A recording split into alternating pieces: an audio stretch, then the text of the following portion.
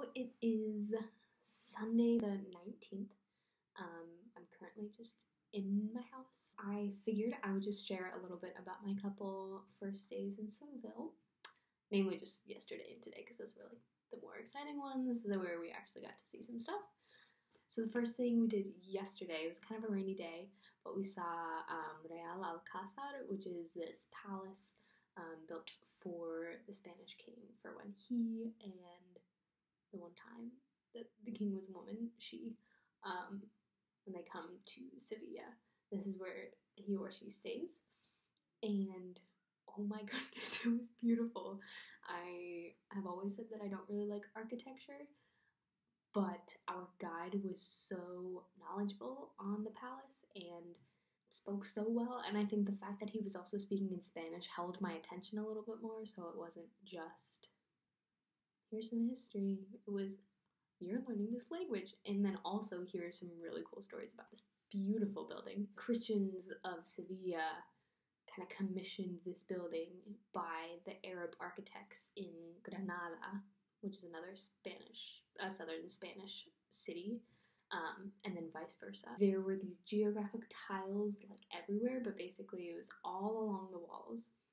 Those were my favorite. There are many different theories on why they chose these colors, but the guide said that his favorite theory was it was representative of the land, water, lightness, darkness, and I don't know, food maybe?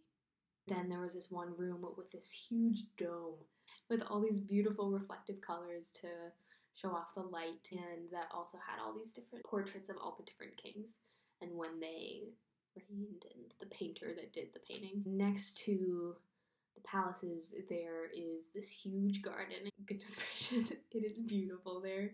There were all these palm trees and orange trees and maze-like bushes that were just fantastic. There were peacocks there were ducks just kind of randomly in a pond, and people walking all around. And then today, I've just been chilling. I had breakfast with my host mom, and it was very sweet. She invited me to go to her parents' house outside the city, and they have orange trees that you can actually like pick the oranges and eat them, which I'm so excited for because the oranges here are fantastic.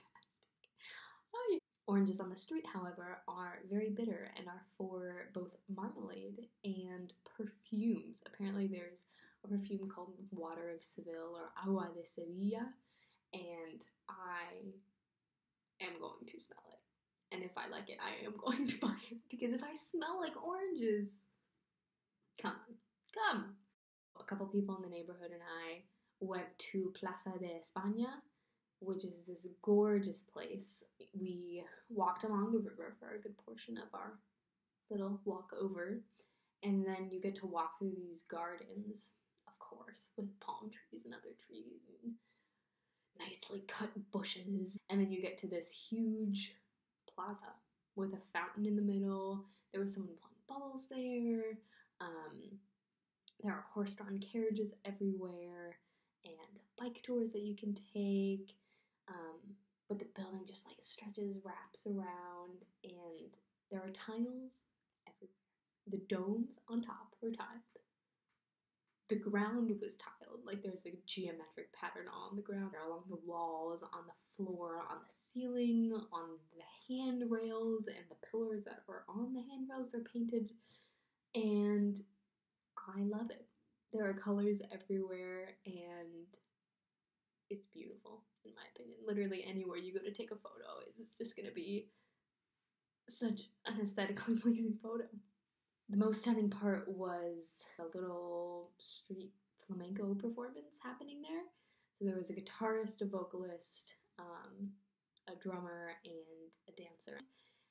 And it was amazing. The guitarist was so nimble, and the vocalist was so passionate. The dancer was so passionate.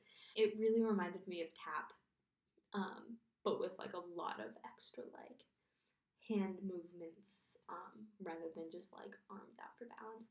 But there was this one part where you can tell the dancer starts picking up the tempo, and the guitarist and the drummer just kind of watch her feet, and just go with her, whatever tempo she chooses. And it was just so lively and spontaneous and improvisational and passionate. I'm just going to keep using that word because it's so fitting. And you could see it in everyone's faces that was performing. I loved it. And I'm loving it.